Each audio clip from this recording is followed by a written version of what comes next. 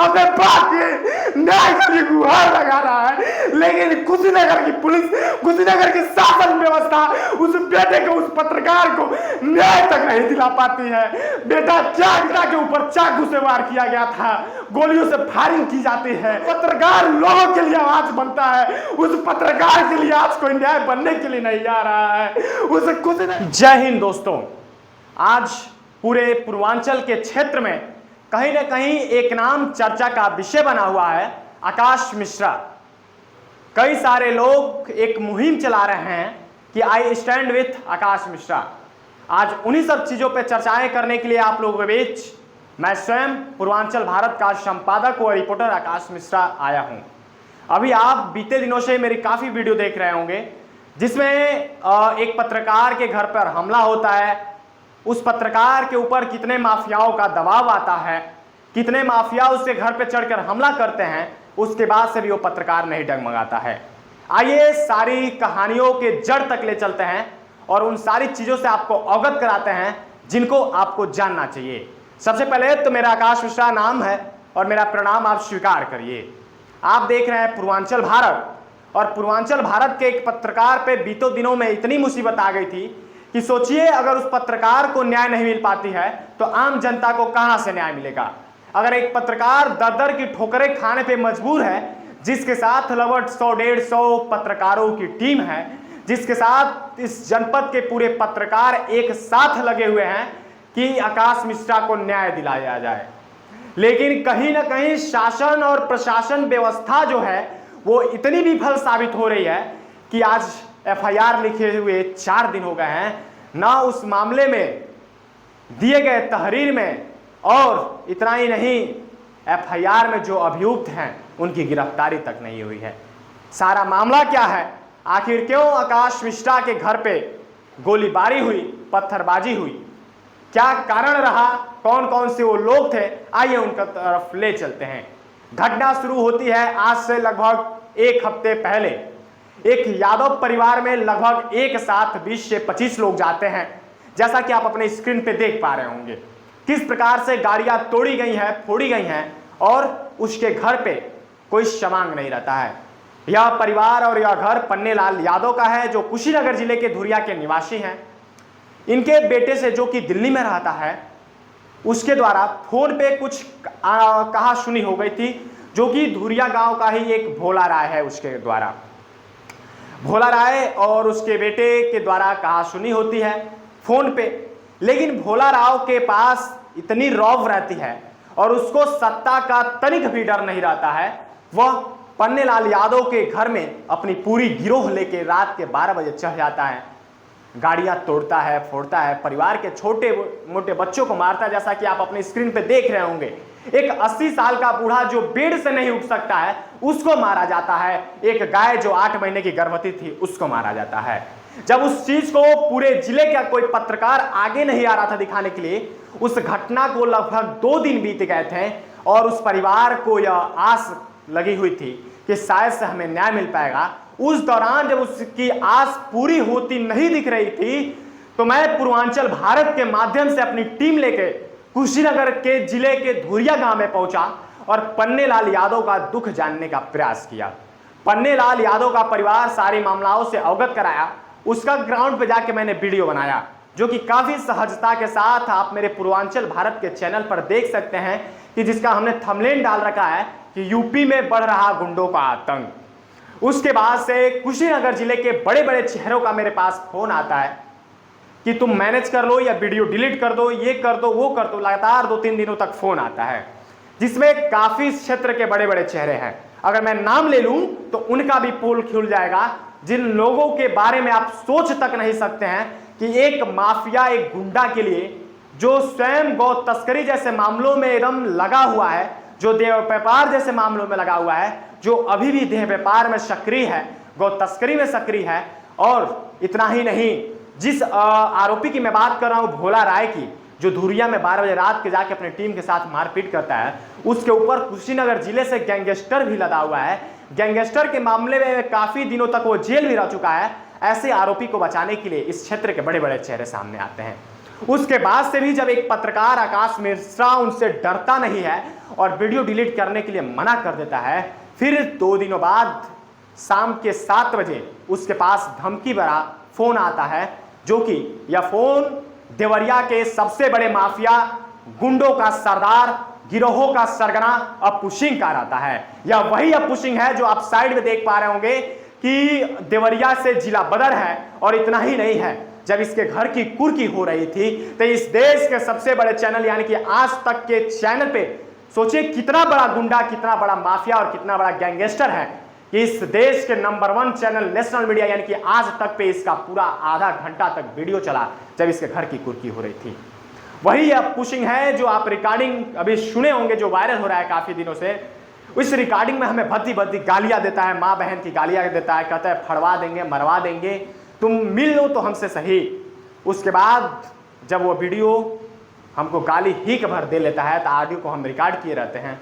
जब वो ऑडियो हम अपने ग्रुप के माध्यम से पूरे जिले में, जनपद में वायरल कर देते हैं, उसके मात्र 2 घंटे बाद हमारे घर पे उनका पूरा गिरोह इकट्ठा होता है और रात के 10:30 बजे के आसपास पहला झोंक आता है जो हमारे घर पे लगभग लाठी डंडों के और पत्थरों के साथ पत्थरबाजी करता है। फिर हमारे घर पे कुछ लोग थे जिन्होंने प्रशासन को फोन किया। प्रशासन आई, 100 नंबर की गाड़ी आई, चौकी इंचार्ज आए, उन्होंने मामले को जाना और जानने के बाद फिर वो चले गए। यही प्रशासन के लोग वहां से चले जाते हैं, फिर से उन्हीं का गिरोह जिसमें भोला राय, जिसके ऊपर कुशीनगर जनपद से गैंगस्टर लदा हुआ है, सुधांशु सिंह ठाकुर जो कि धुरिया का ही वो भी रहने वाला है, वो भी कई सारे मामलों में उसके ऊपर आवेदन पड़े हुए थे। मामले दर्ज हुए हैं कि नहीं दर्ज हुए हैं इसका कोई खुलासा नहीं है, लेकिन कहीं ना कहीं कई बार उसके खिलाफ आवेदन तहरीर पड़ी हुई है। उसके साथ अप्पू सिंह उर्फ कमलेश्वर सिंह जो कि देवरिया जिला के मुंडेरा बाबू का निवासी है, जिसके ऊपर देवरिया से जिला बदर का केस है, गैंगस्टर का केस है, गुंडा एक्ट का केस है, जिसकी संपूर्ण संपत्ति देवरिया प्रशासन द्वारा कुर्क कर दी गई है, जो देवरिया से भागकर कुशीनगर जिले में रहता है। इन लोगों की सारी टीम मेरे घर पर आती है, दोबारा फिर से गोली चलाया जाता है, बार बार हमको बुलाया जाता है कि कहाँ है, उसको बुलाओ, बाहर निकालो, भद्दी भद्दी माँ बहन की गालियां दी जाती है। ऐसी गालियां दी जाती है जिसका मैं जिक्र इस वीडियो में नहीं कर सकता हूं। उसके बाद सोचिए कि उसके घर पे केवल एक पिता रहता है। कोई भी पिता जब अपने बेटे को ऐसा सुनेगा तो बर्दाश्त नहीं होता है। संजोग से पिता भी ताला बंद ही कर रहे होते हैं कि दोबारा गिरोह उनके आपके पिता के ऊपर चाकू से वार करता है। एक अकेले निहत्थे पिता के ऊपर बार बार वार किया जाता है। उस समय सोचिए उस बेटे के ऊपर क्या बीत रही होगी कि जो बेटा बाहर रहेंगे अपने बाप के न्याय के लिए गुहार लगा रहा है, लेकिन कुशीनगर की पुलिस, कुशीनगर की शासन व्यवस्था उस बेटे को, उस पत्रकार को न्याय तक नहीं दिला पाती है। बेटा क्या करे आखिर में? जो पत्रकार लोगों के लिए आवाज बनता है, उस पत्रकार के लिए आज कोई न्याय बनने के लिए नहीं आ रहा है। उस कुशीनगर प्रशासन में मैं कैसे विश्वास कर लूं जो आज 4 दिनों से लगभग मामला दर्ज करके उस अभियुक्तों को गिरफ्तार तक नहीं कर पा रही है। मेरे पिता के ऊपर चाकू से वार किया गया था, गोलियों से फायरिंग की जाती है और सिर्फ एवज यह रहता है, कारण यह रहता है कि उस पिता का बेटा जो कि पूर्वांचल भारत चैनल का पत्रकार है, वो उनकी सच्चाई दिखा देता है। कुशीनगर जनपद के माफियाओं और गुंडों का जो राज है वो ट्विटर के माध्यम से खोलकर कुशीनगर पुलिस और डीआईजी और तमाम ऐसे कमिश्नर लोगों के पास पहुंचा देता है कि देखिए यह अप्पू सिंह, कमलेश्वर सिंह जो कि कुशीनगर और देवरिया जिला का गैंगस्टर है, भोला राय जो कुशीनगर जनपद से गैंगस्टर है, सुधांशु सिंह ठाकुर जिसकी इतनी हिम्मत हो जाती है कि पत्रकार के घर पे रात के 10 बजे 12 बजे चढ़ाई कर देता है और चाकू चला देता है। लेकिन प्रशासन व्यवस्थाएं और शासन व्यवस्थाएं उसकी कुछ नहीं बिगाड़ पाती है और आज मजबूरी है आके वीडियो बनाना पड़ता है कि कुशीनगर जनपद की पुलिस आखिर क्यों मौन है, उत्तर प्रदेश प्रशासन क्यों मौन है। योगी आदित्यनाथ कहा करते हैं कि पत्रकारों के लिए हम नया कानून बना रहे हैं, लेकिन पत्रकारों के हित में कानून कहाँ है कि जो इतने बड़े गैंगस्टर और गुंडाओं और माफियाओं पे जब अंकुश नहीं कस पा रही है। सोचिए हम क्या करें, आखिर में किसके दरवाजे पर जाए। आज जिसके लिए हम खुद दूसरों के लिए खड़े रहते हैं, आज हमारे लिए कोई खड़ा होने वाला नहीं है। आज से 2 महीने पहले की जो वीडियो हम गौ तस्करों का बनाए थे, जो गौ तस्करों की टोली प्रतिदिन इन हाईवे से तस्करी का कार्य किया करती थी, वो तस्करी वाली गाड़ी ला के हाईवे के डिवाइडर में ठोक देती है।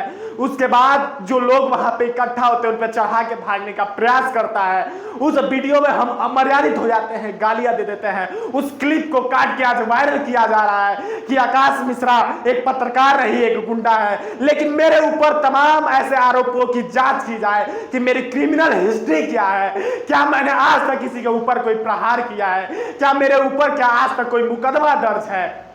लेकिन फिर भी आज हमको गुंडा बताया जा रहा है। ट्विटर के माध्यम से तमाम वो दलाल जो पत्रकारिता की आड़ में दलाली का कार्य किया करते हैं, ऐसे ऐसे दलाल आज हमारे नाम को बदनाम करने की कोशिश की जाती है। यह वही आकाश मिश्रा है जो दूसरों को न्याय दिलाने के लिए किसी डॉक्टर के केबिन में घुसकर उससे सही का सही सवाल पूछ लेता है, किसी इतने बड़े माफिया और गुंडा से टकरा जाता है जिसके खिलाफ पूरे कुशीनगर जनपद का कोई पत्रकार खड़ा नहीं हो रहा था, उसके खिलाफ खबर चलाता है, उसके घर पर हमला होता है, न्याय के लिए प्रशासन के पास जाता है। लेकिन कुशीनगर के थानाध्यक्ष भी मौन रह जाते हैं। थानाध्यक्ष हुआ या कुशीनगर के सीओ हुए या एसपी हुए, कोई इस मामले को संज्ञान में नहीं लेता है। और आज 4 दिनों का समय बीत चुका है, ना आरोपियों की गिरफ्तारी हुई है, ना कोई पकड़ा गया है। आरोपी खुलेआम कुशीनगर जनपद में घूम रहा है, चैलेंज कर रहा है कि कहीं ना कहीं उसके ऊपर प्रशासन और शासन के बड़े बड़े नेताओं